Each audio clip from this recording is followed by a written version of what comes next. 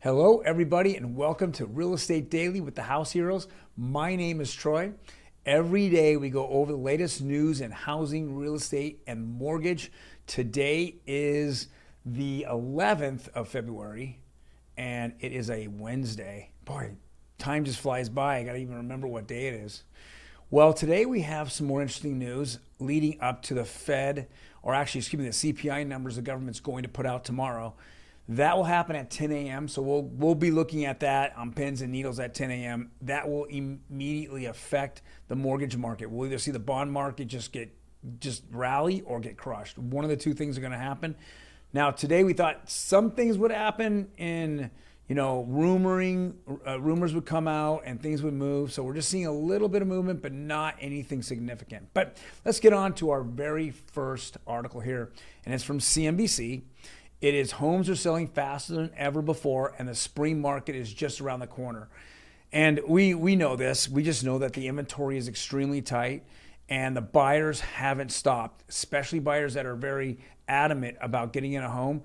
They're just out there over and over, going from one house to the next, putting offers in and trying to get their offer accepted. So we're seeing them sell faster. Now, they're quoting an article here about nationwide. It's an article by realtor.com saying that the average days on market is 61 days. Now, personally, I don't know what realtor.com is coming out with 61 days for. Here in Southern California, it is, I think it's under 15 days. So the market is just rocket fast out here. It's just going. But they said, yeah, it's the average time is at the all-time fastest rate. It's never sold. Homes have never sold this fast ever, according to realtor.com. So they also say that the January listings are down 9%. I know last night on Instagram Live, I showed the amount of listings here in Southern California in all four counties of Los Angeles, San Bernardino, Riverside, and Orange County. And we had definitely seen, a big pullback here in the amount of houses that are hitting the market. I just finished up the numbers for last week, which was kind of the January 31st through February 6th. We just saw a very minimal bump in the amount of homes that were listed. It was very small, 3 to 4%, nothing very big. Yet we're starting to see more buyers come in the market. So we can definitely see how they're selling faster and they're selling for more money. The next article here is also from CNBC. And this says soaring rental prices make it even more difficult to save for a house. That is so true. So many people, ever since the moratorium ended in the middle to third quarter of last year, now their rents were raised and they continue to go up. There are simply just not enough rentals for the amount of people that need to rent. And because of that, rents have soared. And we're seeing it, and that just makes everyone's pocketbook, squeezes everyone's pocketbook. So there's less money being put into the bank and saving for that house that you're looking for. So it unfortunately, it looks like this departure between the have and have-nots. If you're kind of stuck in that rental rat race, it looks like you might be stuck in for a little bit longer.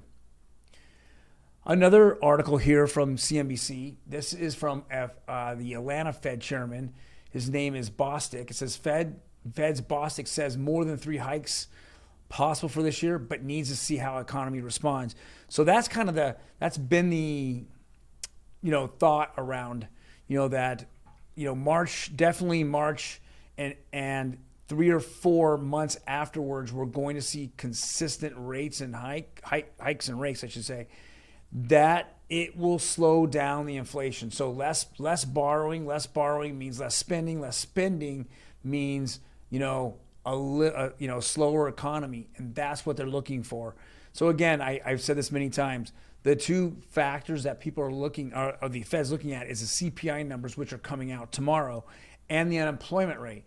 If unemployment's high, then they need to keep jobs. They need to keep the big businesses spending.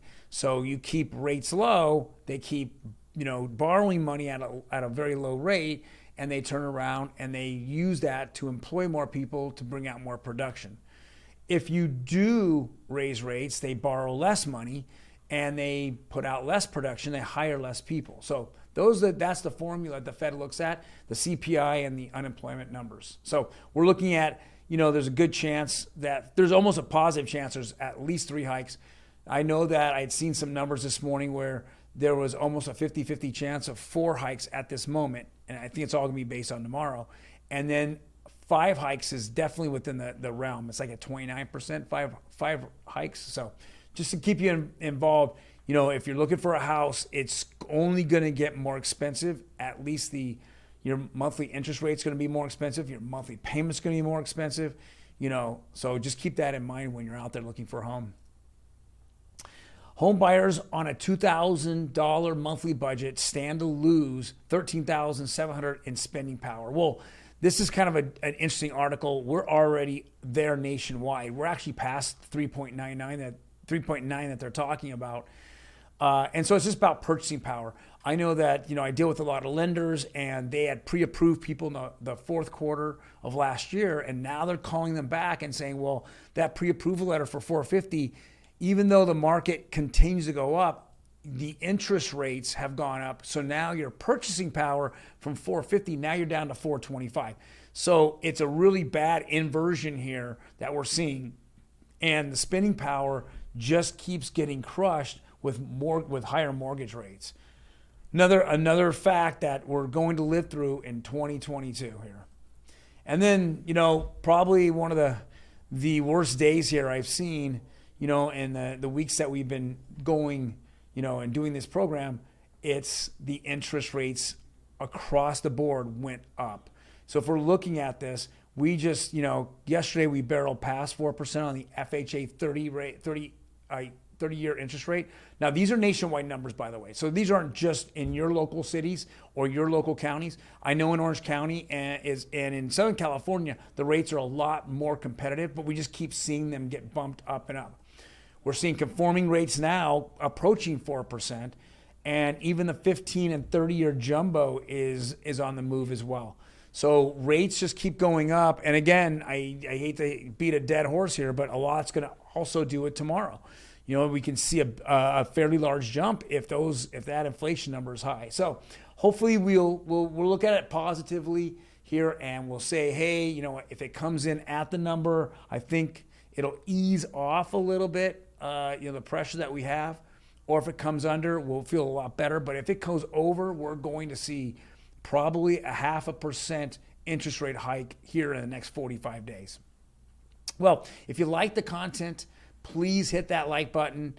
Also, subscribe to us. When we go and we post a video, you'll get it right away. And I definitely appreciate anyone out there and everyone out there that has watched this video. We will see you tomorrow. Big day.